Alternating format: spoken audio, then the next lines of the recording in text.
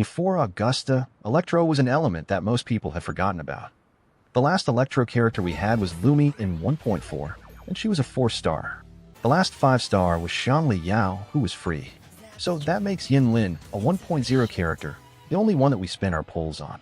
We did have the Shanli Yao and Yin Lin's reruns in the 2.3 anniversary patch, but most people were either saving for Karthithia or pulling for the newer characters like Zani. Along with the absence of Electro characters, the existing Electro units started losing their value. Let's start with Lumi. She buffed resonance skill damage. Many characters such as Jinshi, Changli, and Carlotta could benefit from this buff. However, her buff only lasted for 10 seconds, which was not long enough for other resonators to take advantage of. Next up is Yinlin. She was expected to have significant long-term value at launch, but now she is just mentioned as a side note whenever her signature String Master is talked about. She could deal massive AoE damage, crowd control enemies, and was also the first character that could deal damage while being off-field. Yinlin could function as either a main DPS or a sub-DPS, has quick rotations, and could be slotted into quick swap teams. She was very flexible in terms of team comps, which made her extremely popular. But as more characters were added to the roster, they started replacing Yinlin's role. Additionally, her coordinated attacks rely on marking enemies, which is quite hard to do mid-battle. Another character that fell off was Calcharo. Calcharo was one of the most loved characters, and he still is to a certain extent. Calculator's synergy with Yinlin resulted in a very good early game team comp that made them stand out.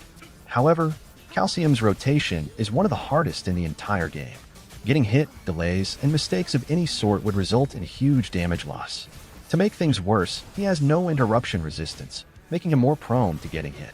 But the main problem with Calculator is his inconsistent damage output. He became even less effective when Shanli Yao was added to the game. Shanli Yao was an Electro main DPS just like Calcharo, but he was much easier to play and dealt more consistent damage.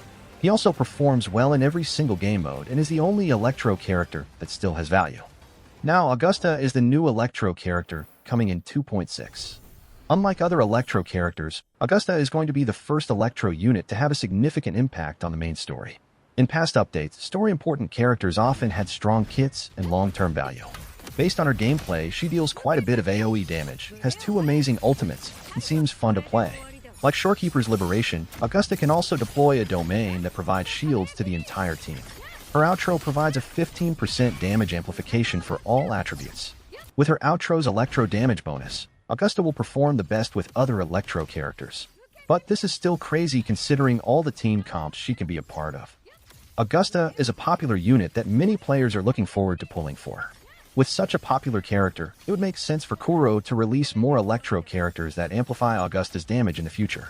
With the release of more Electro units, more synergies could be formed, potentially leading to the revival of the Electro element.